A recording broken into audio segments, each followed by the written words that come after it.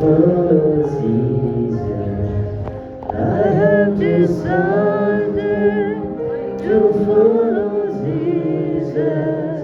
I have decided to follow Jesus.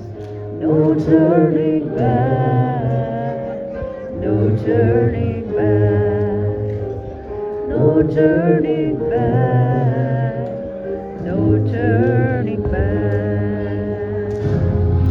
सुन्नुहोस् प्रिय दाजुभाइ तथा दिदीबहिनीहरू, आज म तपाईँहरूको अगाडि एउटा सुसमाचार ल्याउँदैछु। परमेश्वरको यो आज्ञा छ, सारा संसारमा जाऊ र हरेक प्राणीलाई प्रचार गर, किनभने परमेश्वरले संसारलाई यस्तो प्रेम गर्नुभएको छ कि उहाँले आफ्नो एक मात्र जन्माएको पुत्रलाई यो संसारमा दान दिनुभयो, ताकि उहाँमाथि विश्वास गर्ने कोही नष्ट नहोस् तर हरेकले अनन्त जीवन पाओस् भनेर। The wages of your sin is death, and the punishment of your sin is burning in eternal hell. So believe in Lord Jesus Christ to be saved from that punishment.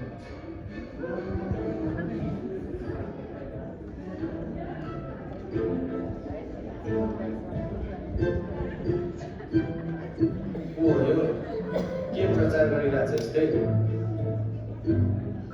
मेरो विदेशी धर्म होइन र? हो, यो त विदेशी धर्म पो हो त। कोही खैले यही हामीलाई त्यो धर्म चाहिँदैन। Kalian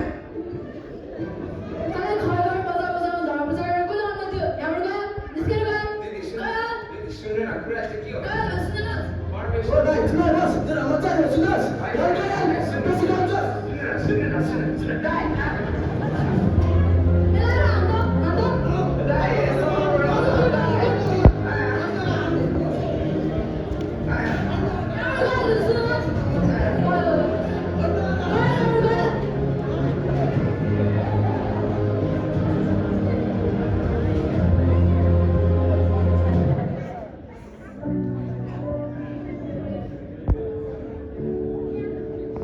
अरे यो कस्तो खालको ईश्वर हो? यत्रो थुप्रै कुरा खाँदा पनि कसरी सहन सकेको होला है? कसरी प्रेम गरेको होला? म त अचम्म पऱ्यो। यस्तो प्रेम गर्ने ईश्वरले त म पनि प्रेम गर्नु पऱ्यो। गएर एकपल्ट सोध्नु पऱ्यो के रहेछ।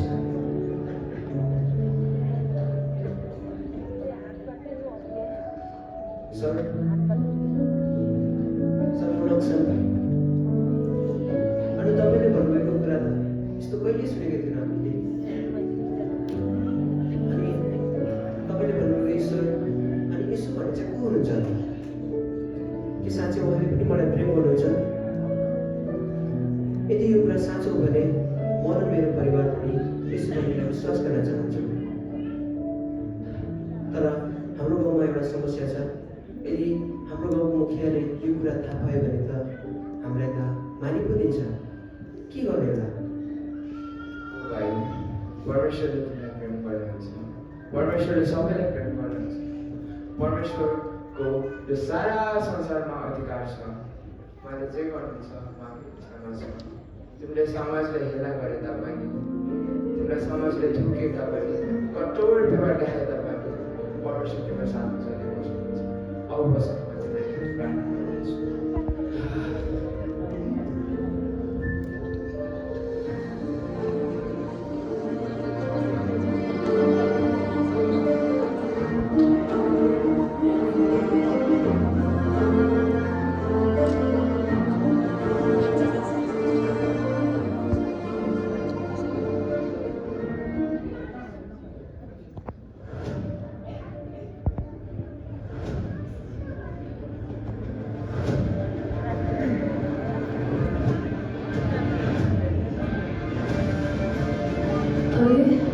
itu maksudnya ना उसको परिवार नहीं आइरहेछ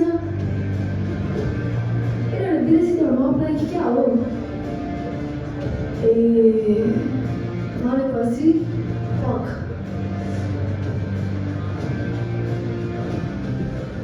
मुखियाबा उसको परिवारले यसलाई गर्नलाई के भन्छ यो? ओ मुखियाबा खट्टै भएर आउँदैछु ए भनेपछि त मेरो डर छैन मेरो आँखाले खोज्दै गयो साँच्चीकै हो नि हजुर हो भने त्यसले मेरो समाजको सबै रीतिरिवाज परम्परा बिर्स्यो ओए जा त्यो सब कपा मान्छेले बोला र त्यो लोकसाको परिवारले बोला चढ जा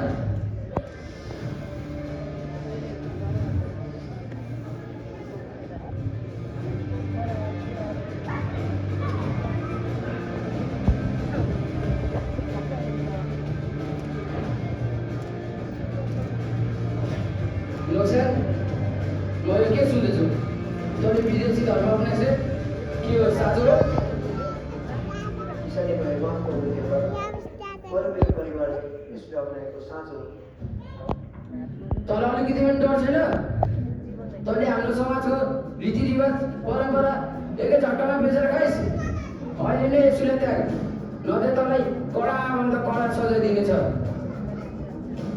मुख्यमा मैले यसलाई पछ्याउने निर्णय गरिसकेको छु अब म उसो फर्कने छैन मुख्यमा के रे ओ केटा हो यसले त मैले भनेको मानेन त जा गएर यसको छोराछोरीलाई यसका अगाडि मेरै आँखा अगाडि मार्नु पर्यो हेरौँ न नभए के गर्छ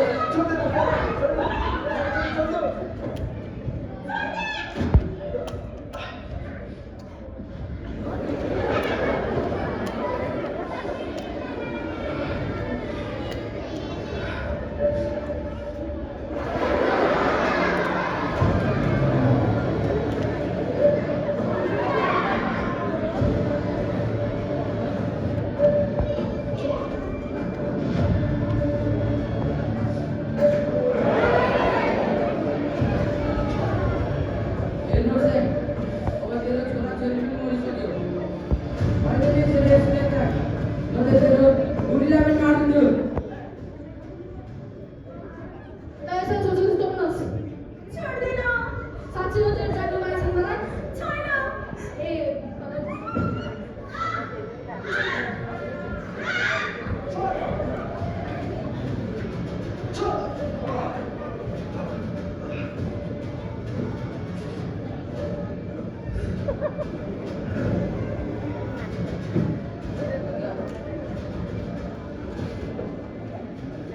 लोकसेन ए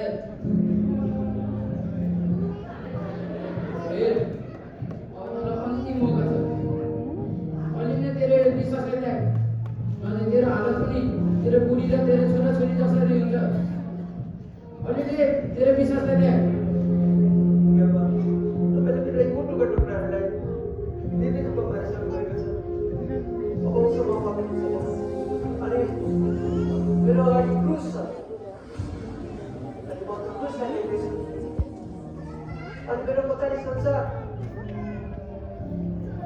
म उसो फर्कने छैन भने मार्नुहोस् मलाई पनि मर्न चाहन्छ भने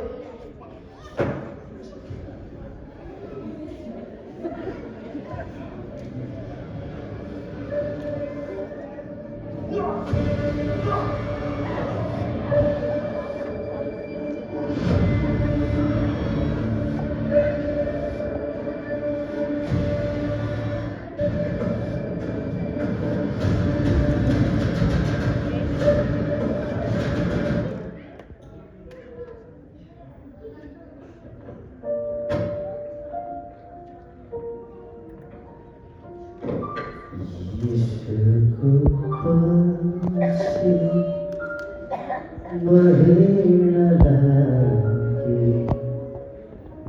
यसको पछि महेर लागे यसको पछि महेर लागे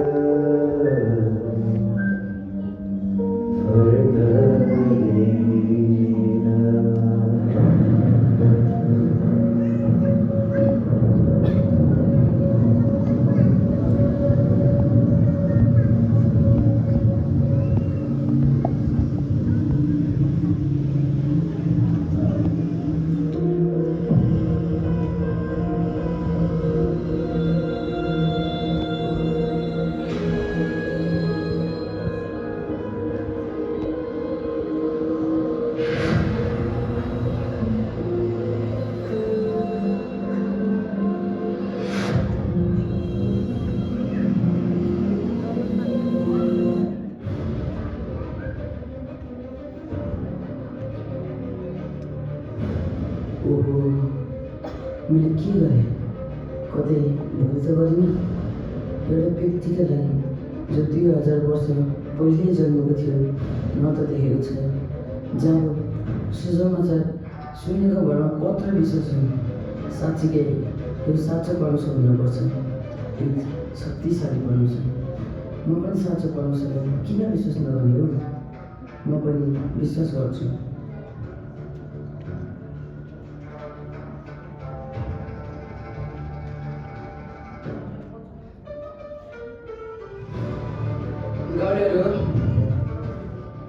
गाउँलेहरू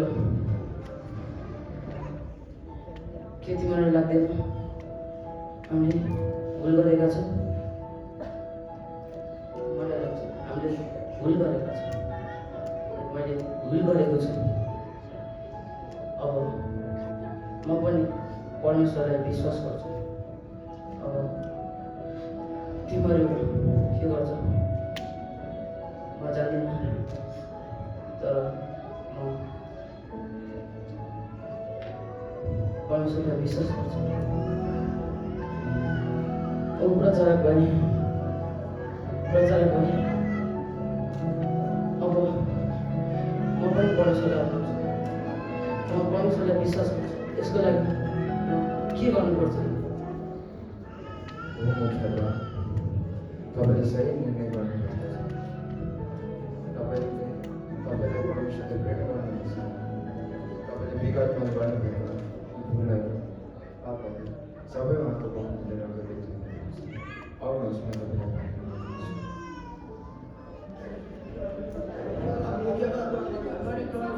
तिमीहरू पनि परमेश्वरलाई विश्वास गर्ने?